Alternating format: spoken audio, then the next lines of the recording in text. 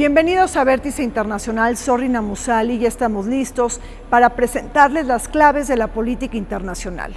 Hay un tema que sigue presionando la agenda de la geopolítica global. Me estoy refiriendo al mayor despliegue militar de Estados Unidos en el Caribe en décadas, ahora con el despliegue militar del portaaviones más grande y más avanzado del mundo, el USS Ford, en las costas de Venezuela. Pero ¿qué escenarios podemos esperar para el régimen de Nicolás Maduro?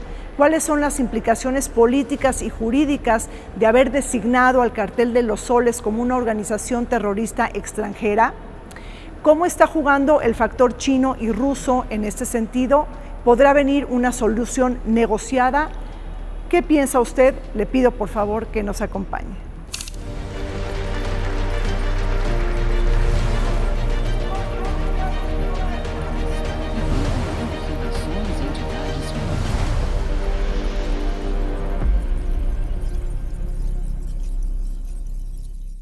La política exterior de Estados Unidos hacia América Latina ha sufrido un viraje en el segundo mandato de Donald Trump, con el portaaviones más grande posicionado en el Caribe, el despliegue de más de 10,000 tropas, 8 buques de superficie de la Armada, submarinos y grupos de bombarderos coordinados por el Comando Sur de Estados Unidos, envían un mensaje contundente al régimen de Nicolás Maduro, acusado por Washington de encabezar el Cártel de los Soles, designado como una organización terrorista extranjera. Esta presencia militar refuerza la posibilidad de una campaña militar más amplia que pudiera incluir operaciones encubiertas de la CIA, ataques relámpagos contra laboratorios de drogas y ataques selectivos con drones y misiles por parte de las fuerzas especiales de la Unión Americana. Aunque una invasión terrestre a gran escala es considerada improbable por altos funcionarios, el uso de la fuerza se consolida como la principal herramienta geopolítica para negociar e imponer condiciones en la región. Venezuela sigue robando la atención de la geopolítica global. Estados Unidos está llevando a cabo el mayor despliegue de fuerzas aéreas y navales en el Caribe en décadas. Una maniobra que no solamente alerta al régimen de Nicolás Maduro en Venezuela, sino sacude a toda la región de América Latina. Para conversar sobre la actualidad venezolana nos acompañan desde el Museo de las Constituciones Pía Taracena Gut. Ella es analista internacional y profesora de la Universidad Iberoamericana. Bienvenida, Pía. Gracias, Rina, qué gusto estar aquí. Está con nosotros también el doctor Gerardo Maldonado. Él es profesor e investigador del CIDE y es director general del proyecto de las Américas y el Mundo. Bienvenido, Gerardo. Gracias de nuevo, muchas gracias. Y está con nosotros Eddie Barón Levy. Él es abogado y es un especialista en temas de seguridad nacional y estrategia. Bienvenido, Eddie. Gracias por la invitación, Reina. Gerardo, ¿estamos al borde de una intervención militar directa por parte de Estados Unidos en Venezuela? ¿O cómo interpretas el despliegue del portaaviones, el USS Ford, el portaaviones más grande de Estados Unidos en el Caribe?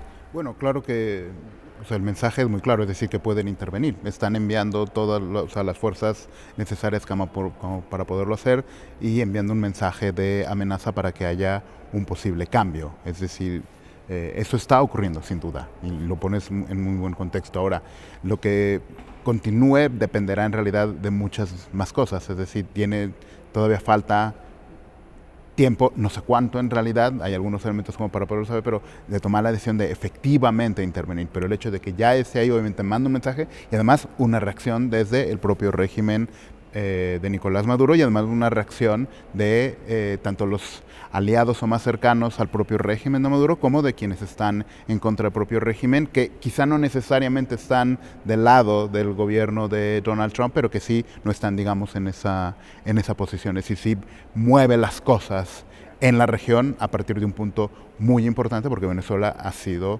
siempre muy importante para toda la región. Eddie, ¿estás de acuerdo? ¿Esto es una antesala de una posible intervención militar directa de Estados Unidos en Venezuela? Por supuesto, pero va más allá. No nada más es el mensaje a Venezuela, el mensaje es muy claro. A ver, hay que recordar lo que pasó con Noriega.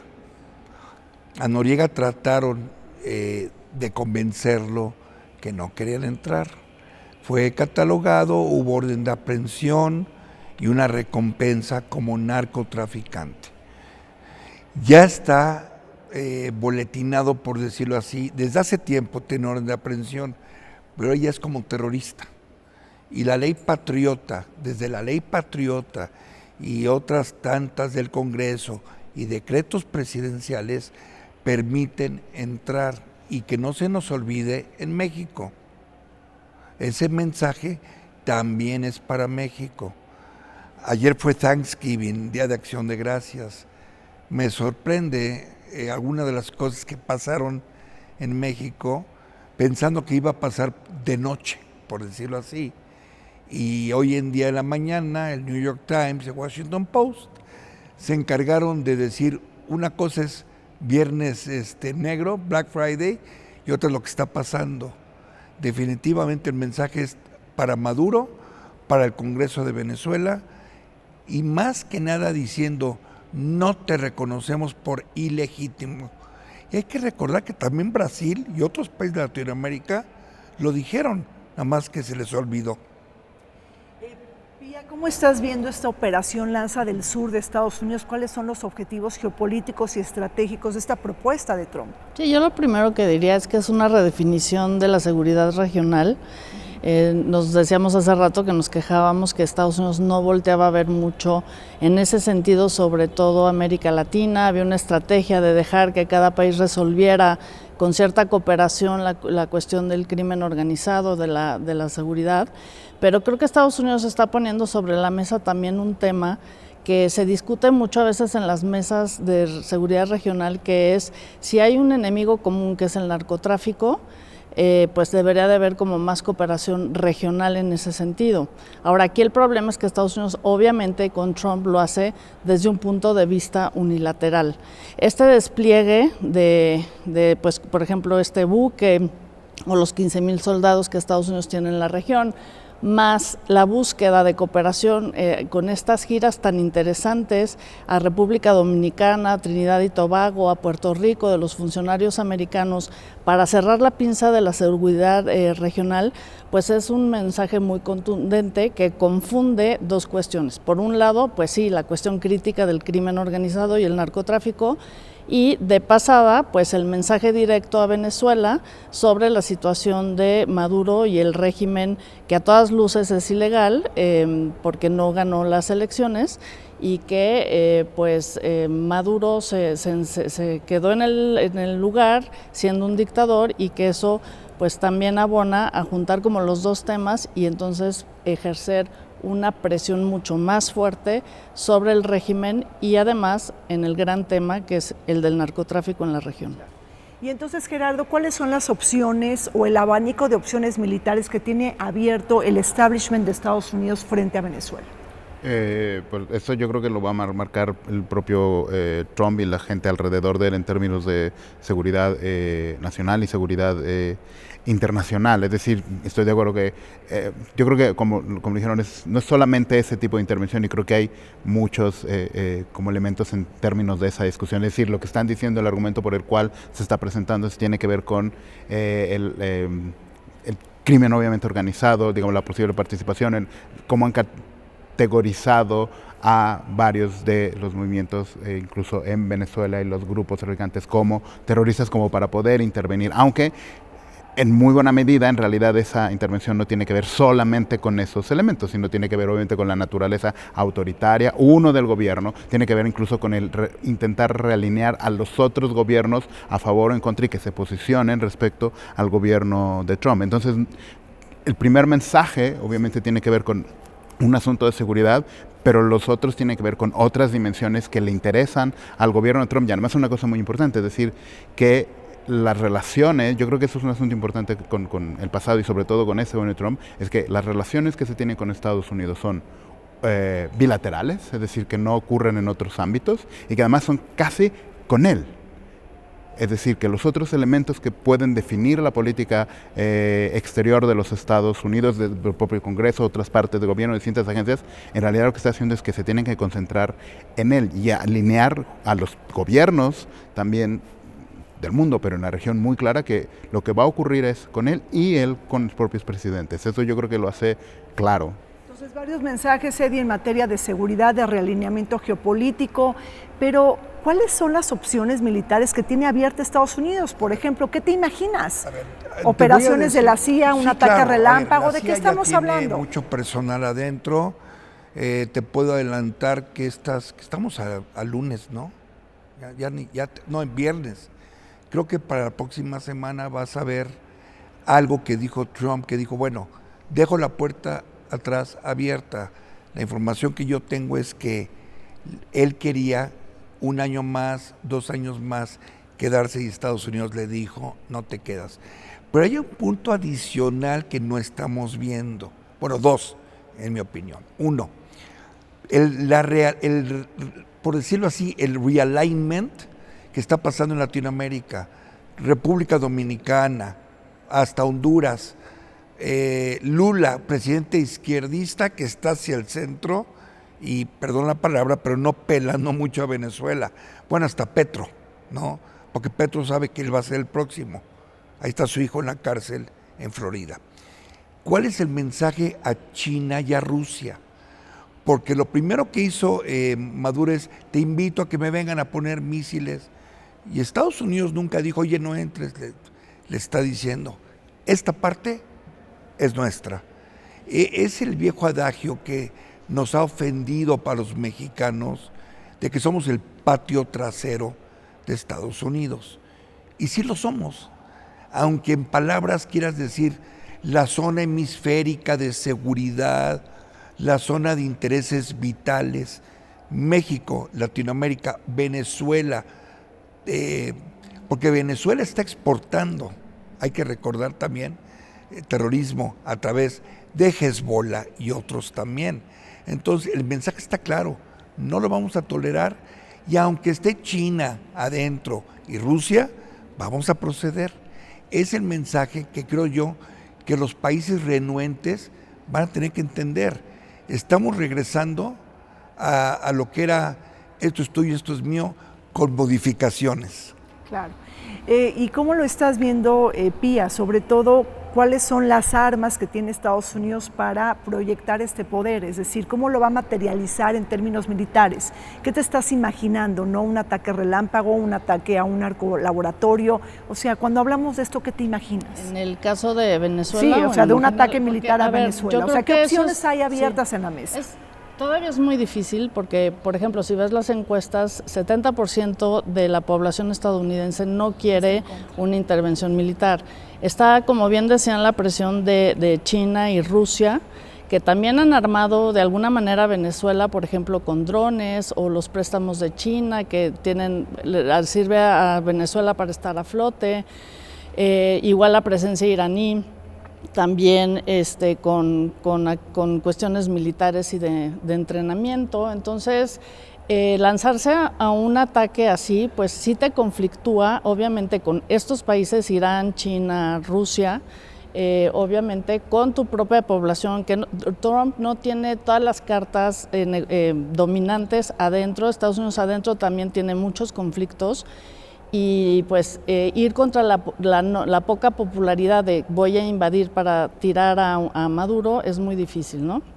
Y bueno, también está la otra parte de qué capacidades reales tiene Venezuela para realmente enfrentar esto, las reales, no las que dice Maduro que se tienen, que creo que eso también es muy importante, y sobre todo los países vecinos. Lula dijo que si eso sucedería, pues sí metería un conflicto muy fuerte a la región.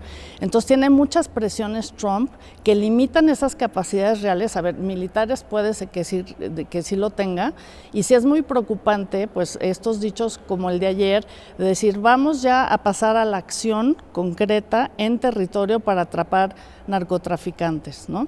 Entonces, creo que sería una decisión muy difícil. Sí lo pueden hacer, pero pues tiene de alguna manera que considerar, sobre todo la gente como más racional de centro, como Marco Rubio, todas estas presiones también alrededor de una decisión así, ¿no? Ya sea para sacar a Maduro o realmente perseguir a los narcotraficantes. Entonces, bueno, es una decisión controvertida la que tome Trump, seguramente muy debatible, Gerardo, pero de alguna manera Trump ha señalado una y otra vez que está en contra de las guerras prolongadas, costosas, eternas, ¿no? Irak, Afganistán. Él dice que, bueno, él se presenta como el gran pacificador, está buscando una solución negociada en la guerra Rusia-Ucrania. Ya vimos que también hubo un cese al fuego con Israel y Hamás. Y por otro lado, él dice, yo me he convertido en el pacificador, y textualmente lo dice, 8 guerras las he terminado en 9 meses. Y esto no es una contradicción absoluta para intervenir en Venezuela. No.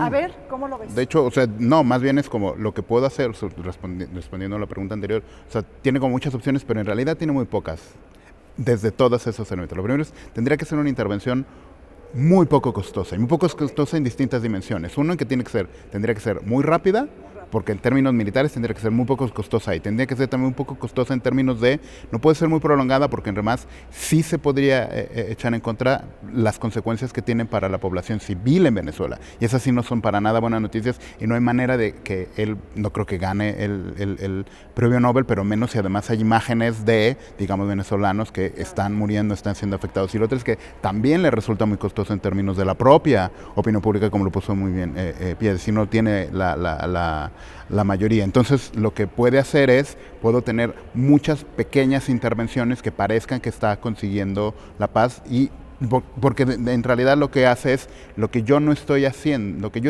es no prolongar la guerra. No es que promueva la paz, sino lo que está haciendo es que en las situaciones en donde existe conflicto, terminar las situaciones de conflicto, no por la paz, sino en realidad como intentar reducir la guerra y los costos de la guerra. Entonces, en otras palabras, atacar Venezuela sería una opción, Eddie, sin desplegar una fuerza de ocupación. Claro, mira, lo que yo creo que va a pasar, que es muy factible, ya tienen gente adentro, de la CIA, de inteligencia y de la oposición. Entonces, lo que van a hacer es, van a mandar, yo creo que ahí tienen, ojo, los Tomahawks, que van derechito al centro, y lo que van a apuntarle es, y en esa no lo puedes parar, ni con los drones lo puedes parar, a los donde están las oficinas generales del comando que está apoyando a Venezuela, saben dónde están los militares que no lo están apoyando, para que llenen ese vacío, y van a desplegar 2 F-35 en 2-3 lugares. Van a tratar de evitar en el centro, sino donde se supone que también hay apoyo a Maduro, en la periferia de afuera, en zonas rurales. Entonces, viendo eso y viendo, a ver, hay que recordar cómo se fue corriendo el presidente de Siria, que hasta se regresó, y con todo, y Rusia metido, no hay que olvidarlo. Rusia metido hasta la coronilla, se tuvo que regresar porque se le olvidó unos lingotitos de oro por ahí. Estoy seguro que ya sus acciones, que no sé si valgan, y es muy importante lo que dijo la candidata ganadora. Dijo, es otro Venezuela, porque hasta el día de hoy no se ha demostrado que el señor sea presidente legítimo.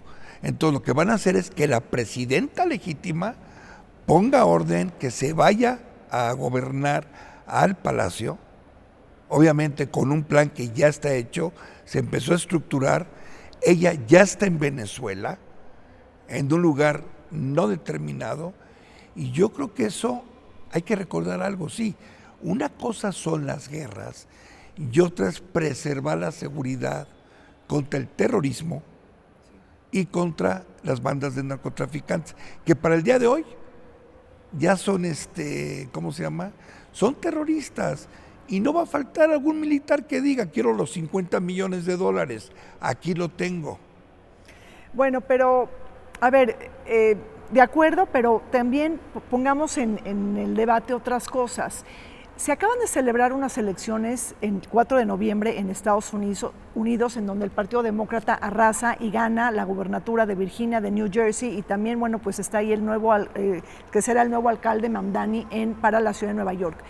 Pía, ¿tendrá que ver Trump hacia adentro? Es decir, su gran prioridad tiene que ser bajar el alto costo de vida, de cara a las elecciones intermedias del 2026 o tener su mirada estratégica en Venezuela? Creo que eso que dices es muy importante. La clave está en el año que entra con las elecciones de tiempo medio en Estados Unidos, porque sí ejerce una presión para este tipo de decisiones, ¿no? Entonces, creo que Donald Trump en ese sentido no la tiene fácil. Ahora, tampoco es que le importe mucho. Y creo que lo que está haciendo en el caso de Maduro es elevar la presión vía la presión del narcotráfico, declarar terrorista, declararlo el líder de los soles, que no está claro que realmente lo sea, es lo que él dice. Estas acciones de las narcolanchas, que no han tenido ninguna prensa, tampoco en esta buena prensa en general en Estados Unidos, porque en realidad todo el mundo lo que dice es que no se ha comprobado que sean narcolanchas, en fin, ¿no? Entonces creo que todavía le ha faltado trabajar esa justificación para hacer una intervención internamente de una manera más contundente. Tampoco el Congreso de Estados Unidos es que lo tenga muy claro, no es que los republicanos estén diciendo sí, hay que intervenir para sacar ya este sátrapa dictador. Entonces, en ese sentido político y de trabajo interno para ganarse a la opinión pública le ha faltado más, y creo que sobre todo entre más tiempo pase la presión de las midterm elections con estos pequeños reveses, que no quiere decir que vayan a ganar los demócratas, debe ejercer una presión mayor, no tanto en lo personal, sino en los que están alrededor y el Partido Republicano, porque, ojo, MAGA tampoco quiere la intervención en Venezuela. Y entonces eso puede ser también una especie como de presión. Dentro del Make America Great Again. Sí, en este caso, en ese tema de qué hacer con Maduro. Claro. Entonces, si me permiten nada más, la presión la está ejerciendo y le está dejando pocas salidas a Maduro, ¿no? O se va al exilio, que puede ser a Moscú, o ir renunciando, ¿no? O de ser alguien por ahí, o pues sí, apostar a que intervengan, entonces se muere, o realmente pues decir hasta aquí llegué, ¿no? Pero pues lo que está haciendo realmente es ejercer la presión a trope para que Maduro renuncie y negociar una salida tal vez en ese sentido. Negociada. Bueno, pues así es, Venezuela está atravesando uno de los capítulos más tensos de su historia reciente. Hacemos un corte, volvemos.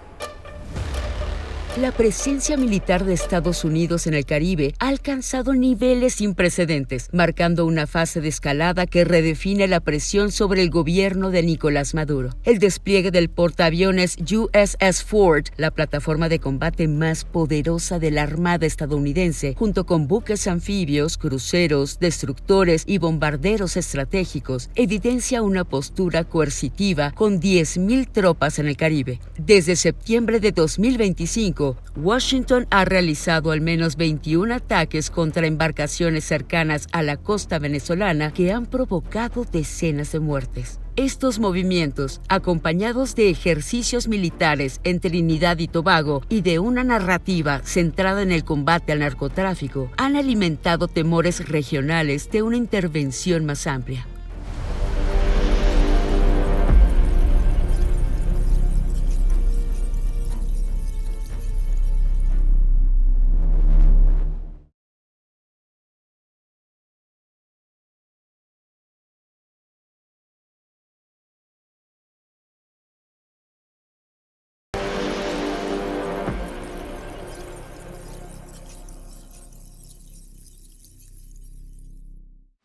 El gobierno de Trump ha intensificado su política de máxima presión sobre Venezuela mediante la operación militar Lanza del Sur, una iniciativa hemisférica contra el narcoterrorismo que agrupa tanto a grupos armados colombianos como a estructuras criminales venezolanas bajo la categoría de organizaciones terroristas extranjeras. Esta estrategia combina acciones militares como ataques letales a embarcaciones venezolanas acusadas de transportar drogas, junto con sanciones económicas y acciones judiciales para aislar a Nicolás Maduro. A ello se suma una intensa campaña comunicacional que refuerza el cerco internacional.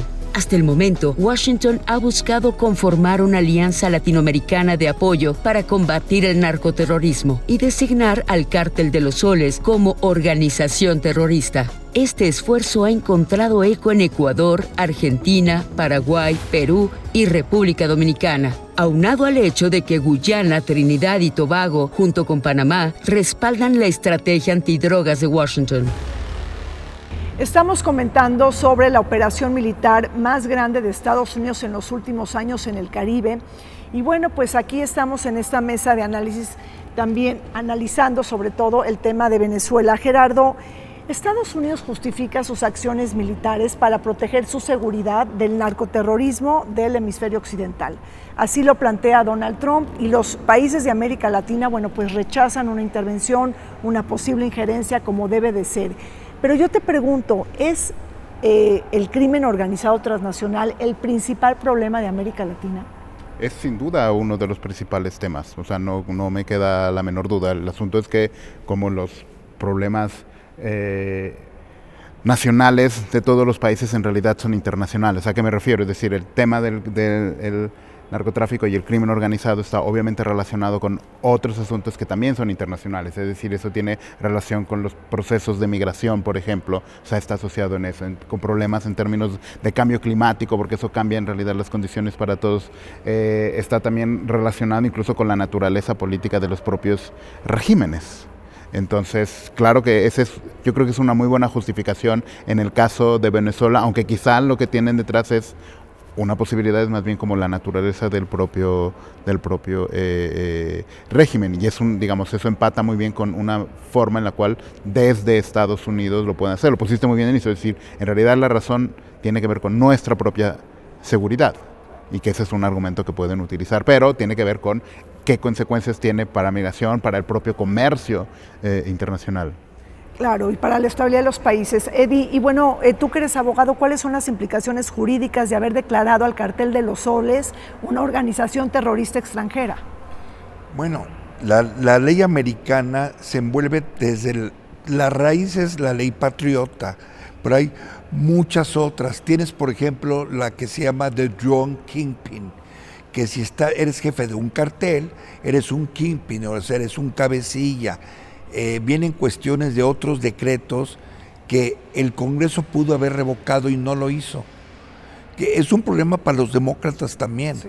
Porque hay que recordar que la seguridad, ve lo que pasó en Washington en días recientes. Mataron a 2 agentes de la Guardia Nacional, eso inquietó a mucha gente.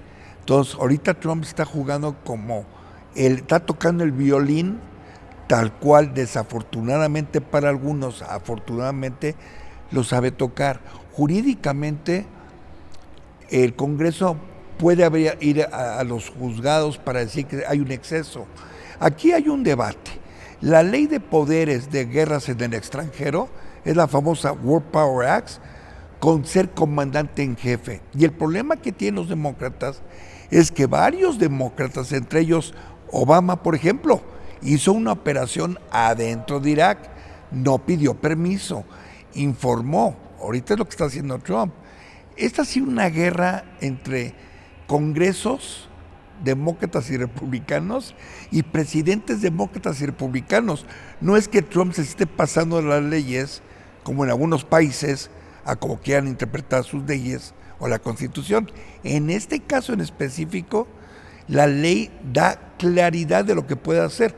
La ley patriota no ha sido revocada, no ha sido modificada.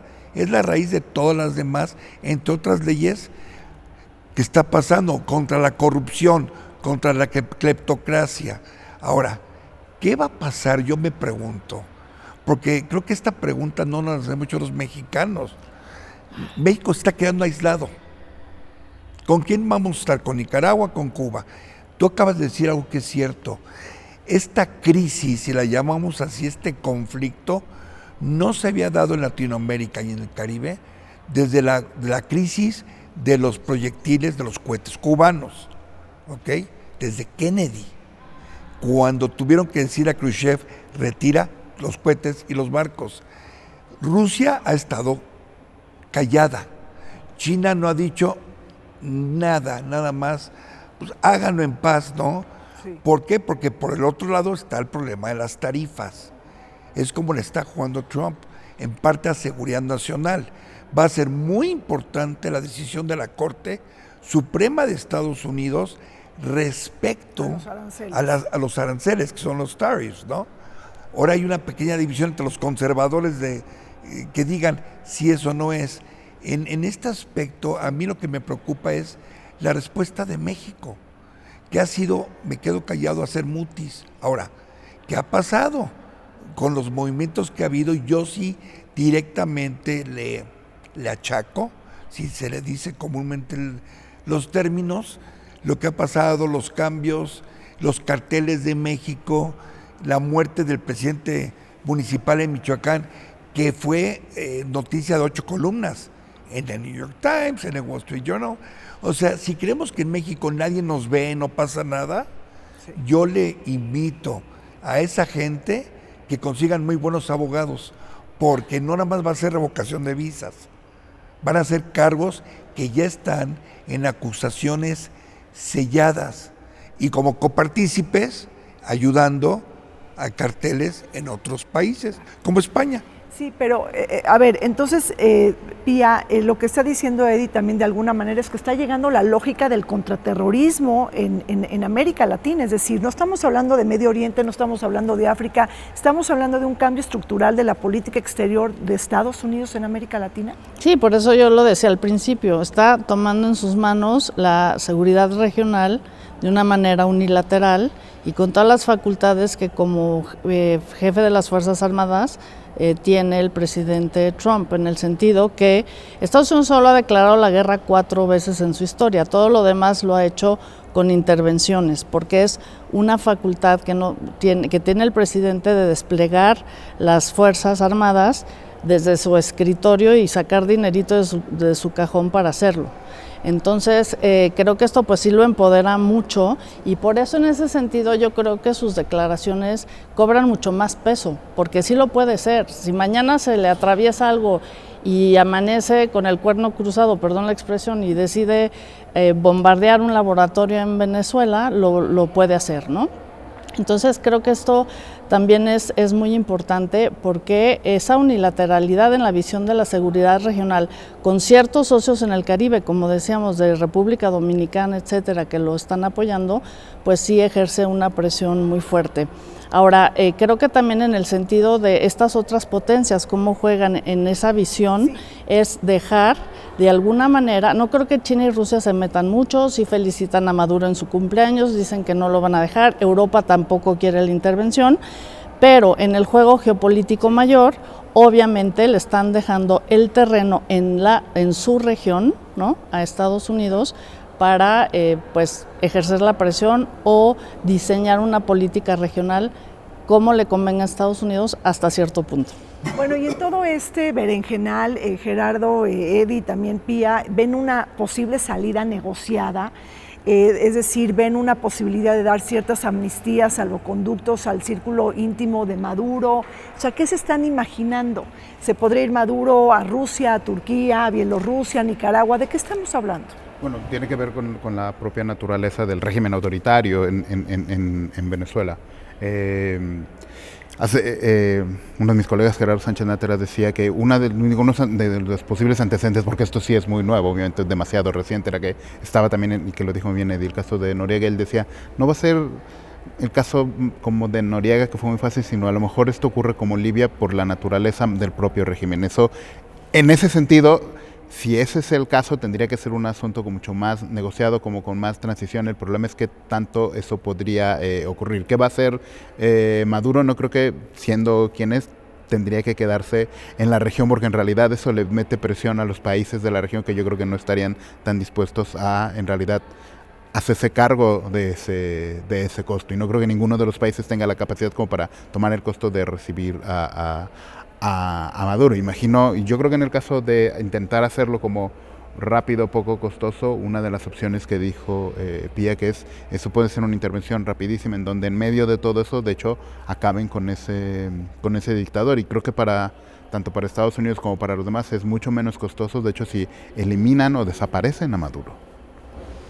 La otra también es que cuando entre, que va a ser, es nada más un asunto de tiempo, la presidenta electa, que ella quiera en bien de Venezuela decir si perdona, no perdona, pero de que se va Maduro, se va algunos de sus cronies, ¿no?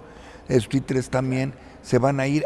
Aquí viene lo interesante. Pero María Corina Machado no estuvo en la boleta electoral, estuvo Edmundo González, ¿no? Porque Eso no también la dejaron. bueno, estuvo inhabilitada como operadora, políticamente, pero iba de segundo. exacto. Claro, pero va a entrar entonces el presidente, igual va a decir, Sí. vamos a hacer elecciones limpias para que se vea si tenemos o no el respaldo popular.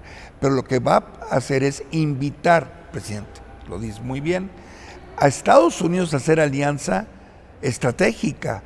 Entonces ya no hay Rusia, China, ahora es vente a Estados Unidos. ¿Qué pasó con República Dominicana hace unas semanas? Que México dijo no voy a ir. Y entonces dijo el presidente, bueno, como nosotros en el foro tenemos derechos humanos, democracia, etcétera, y a la semana, 2 semanas, ya invitaron para hacer una base militar en Trinidad y Tobago, en República Dominicana. El que no vea la escritura en el pizarrón, en la pared, está fuera de tiempo. Bueno, hace rato, Pía, comentaste sobre la posibilidad de despertar el caos y también de alguna manera cae Maduro. Digo, hablemos de los remanentes de las guerrillas en Venezuela, la activación de los carteles. Puede venir una especie de desenfreno, de un desacomodo del statu quo que pueda terminar en una guerra civil. Eso es muy importante de cómo lo van a hacer. Hay un pendiente que es algo que Trump quiere, que es una entrevista cara a cara con Maduro, obviamente por teléfono, sí. No creo que se vean. Yo creo que para seguir la presión de que el escenario más viable podría ser que se fuera él, pero ¿qué pasaría con los militares? O sea, puede llegar la oposición a tomar posesión, pero cierto sector militar tal vez no va a estar de acuerdo.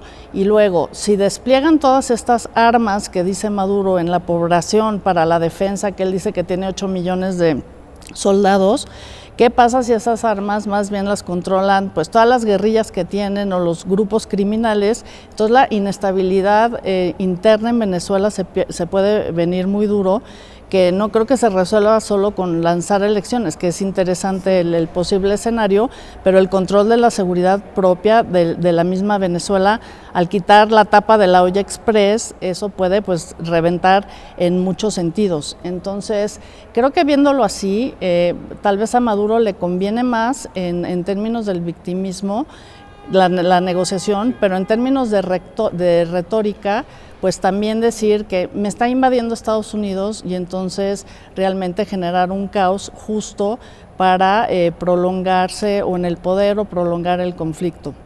Entonces el escenario es bastante complicado en realidad. Sí. O sea, no nada más es entrar y sacarlo, sino puede esto generar una guerra de baja intensidad y se puede generar todo. Dejar el medio vacío, porque cuando los extremos están acá y el medio se llena, yo creo que es lo que están construyendo. Y hablando con ciertos sectores militares, hay que recordar que no todos los militares están en la cúpula, pagados por Maduro. Muchos, yo creo que aman a su país en Venezuela y están dispuestos porque están hartos. Yo creo que el elemento es todos los venezolanos que están fuera. La importancia que va a tener millones, absolutamente ¿no? la diáspora en ello. Ahora, claro. lo que es inminente es que al régimen no le queda mucho tiempo con tanta presión. Con tanta presión. Sí. ¿Y cómo entonces se está acomodando políticamente América Latina frente a esta coyuntura? Tenemos una América Latina unida, dividida, de alguna manera los 8 millones de venezolanos en la diáspora generan a Venezuela como un vecino disfuncional. Es decir, ¿cómo se mueve la alianza geopolítica frente a los actos de Estados Unidos? Yo creo que el propósito es que de hecho no haya ninguna alianza, ninguna coordinación entre los países de América Latina y que más bien en medio de esto todos tengan que tomar una posición respecto y con Venezuela y también con Estados Unidos. Es decir, yo creo que habrá por lo menos 3 posibles, que además son las que existen. Es decir, aquellos que están del lado de, digamos, de Venezuela y más cercano al propio régimen, que cada vez son son menos porque se vuelve muy costoso, los otros que están en la posición, digamos, en contra de el régimen de Maduro sin necesariamente estar a favor de Estados Unidos, aunque eso va a ser obviamente interpretado como estar a favor de Estados Unidos, y los que se quedan en medio como de nosotros no vamos a hacer nada y intentar a reaccionar, que no es muy lejano a lo que ocurre en este país. Ahora, hay que recordar las reservas probadas de Venezuela de petróleo, porque con tanta reserva, con tanto apoyo a guerra, a grupos subversivos, Maduro lo ha hecho uno de los países más pobres de Latinoamérica. Entonces, la misma gente que se habla, que tiene 8 millones, yo lo dudo altamente, o que digan, ¿sabes? Quiero un Venezuela mejor para mi familia y no estar viviendo de botes de basura o de un bono que me den cada mes en cola, que no haya luz, que no haya salud, etcétera. Pues así es, los indicadores socioeconómicos en Venezuela están en declive y bueno, tenemos un punto de inflexión muy importante en las relaciones entre Estados Unidos y América Latina con el tema de Venezuela. Hacemos un corte, regresamos. La decisión del Departamento de Estado de designar al Cártel de los Soles como organización terrorista extranjera refleja la profundización de la estrategia de la administración Trump, que ahora vincula directamente al gobierno de Maduro con estructuras de narcotráfico transnacional. Esta narrativa ha sido acompañada con otras medidas agresivas, como el incremento de la recompensa por Nicolás Maduro a $50 millones, la autorización a la CIA de llevar a cabo operaciones encubiertas y el despliegue de poder naval para interrumpir presuntas rutas de narcóticos. Algunos analistas advierten que la designación del Cártel de los Soles funciona tanto como herramienta de presión política como elemento que justifica una posible campaña de cambio de régimen.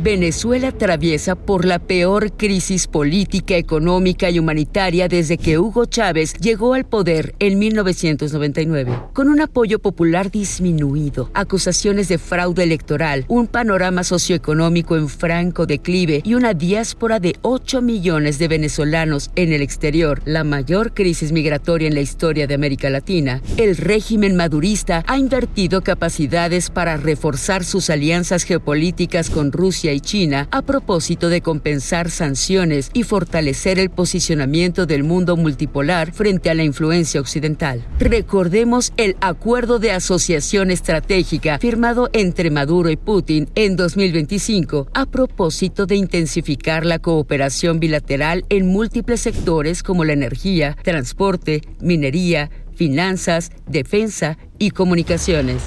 Continuamos adelante analizando la actualidad de Venezuela y este conflicto entre Washington y Caracas.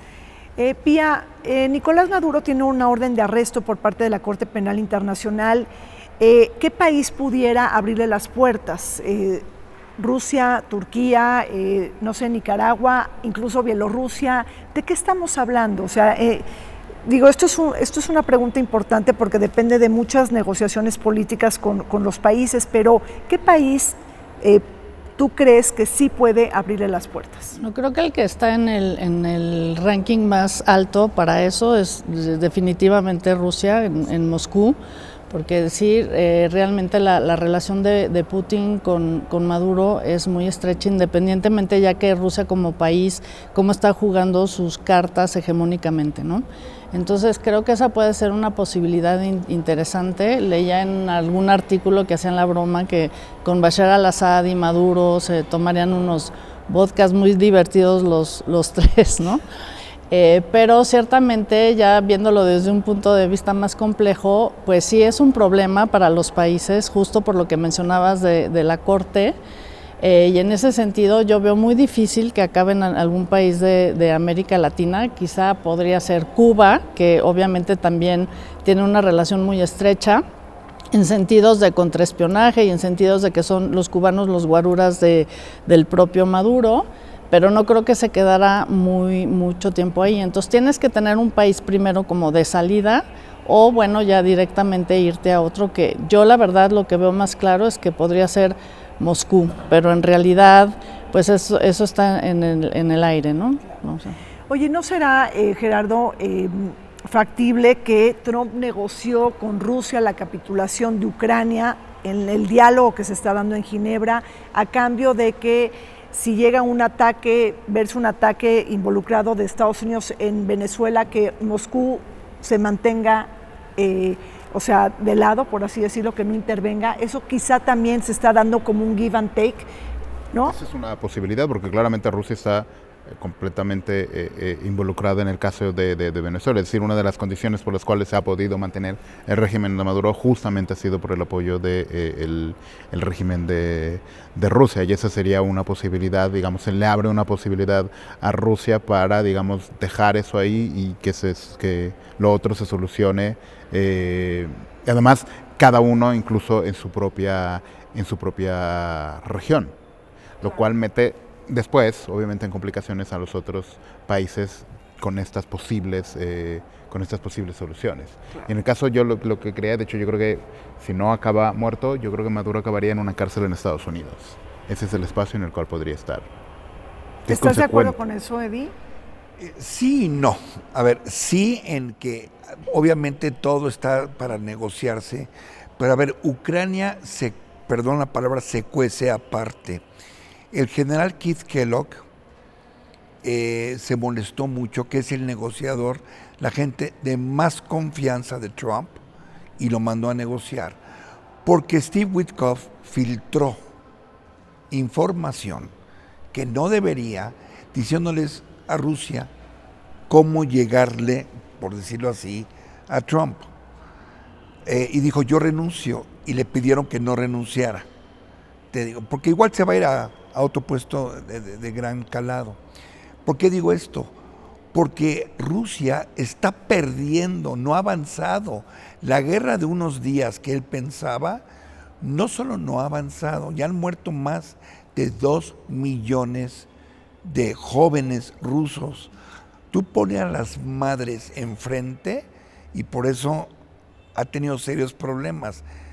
Obviamente tienen que importar de Norcorea cuando el señor dice se me van al frente, ¿no? Es el término cannon fodder, es carne de cañón. A ver, para que aguanten. Y Europa no está convencida. ¿Por qué? Porque es la fuerza desplegada de Ucrania es mayor que la de Rusia. Ojo, mucho mayor. Y en Europa saben que uno de los flancos puede ser Polonia. Ya han tratado de volar y hasta Trump les dijo, si yo fuera ustedes, yo tiro un avión ruso. En Latinoamérica está el Tratado de Río, que es el de defensa, que sigue siendo vigente, como el de la OTAN, el famoso artículo, el Article 5, etcétera, etcétera. Entonces, no creo que todo lo estamos viendo así enfrente. Creo que una es la escena que se está poniendo enfrente y tras bambalinas, a Ucrania no le pueden decir no vas a entrar a la OTAN, no se lo van a decir, no lo va a aceptar Europa. ¿Por qué? Porque Europa ya lo aceptó como miembro de la Unión Europea. Bueno, pues hemos hablado de Rusia, pero nos ha faltado algo, Pía, hablar de China, Gerardo. O sea, ¿cómo está China incursionando en este territorio cuando hablamos de Venezuela? Es decir, en esta coyuntura, ¿qué posicionamientos políticos ha tomado China? Creo que la posición de China es mucho más pragmática, como su política exterior. Por un lado, los préstamos, que ya ahorita ya no le da muchos préstamos, porque se da cuenta justo algo que mencionábamos aquí, que su economía está devastada, entonces que ya no le va a pagar, y entonces ha limitado los préstamos, pero no así. Creo que esta ayuda también con algunos elementos de la Armada, ¿no? De como creo que también drones, sí le ha prestado también fuerza militar a Venezuela, pero en realidad no se va a meter mucho, salvo para salvaguardar ciertos intereses que tenga en la región y sobre todo en un contexto muy interesante en donde dice que hay un acercamiento entre Xi Jinping y Trump, que han tenido conversaciones, que al parecer van a tener muchas reuniones el año que entra, y que se han mitigado por parte de Trump bastante las presiones sobre China, sobre todo en ciertos temas, porque lo que le urge a Trump son la cuestión de las tierras raras, ¿no? Entonces, creo que es muy interesante la cuestión de verlo también desde el punto de vista del multipolarismo, porque puede ser un buen ejemplo y una tendencia para que nos demos cuenta si realmente ese multipolarismo del que se habla, en donde Rusia tiene su zona hegemónica, China la suya y Estados Unidos la suya, entonces por lo tanto el continente sí se va a dar realmente, y hasta qué tanto están por esas otras razones, como las que mencionaba en el caso de China, qué tanto sí China se va a involucrar en lo que le pase a Maduro o no. Y creo que eso lo va a mantener un poco al margen, porque en la foto más grande hay más intereses en juego entre Estados Unidos y China que lo que puede significar Venezuela para China. Bueno, pues se nos acabó el tiempo.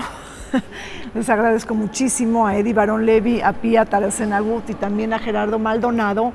Y bueno, pues sí, tenemos ahí pues grandes asignaturas pendientes para el caso de Venezuela, pero está trastocando la relación hemisférica, ¿no? Es decir, esta relación entre Estados Unidos y América Latina.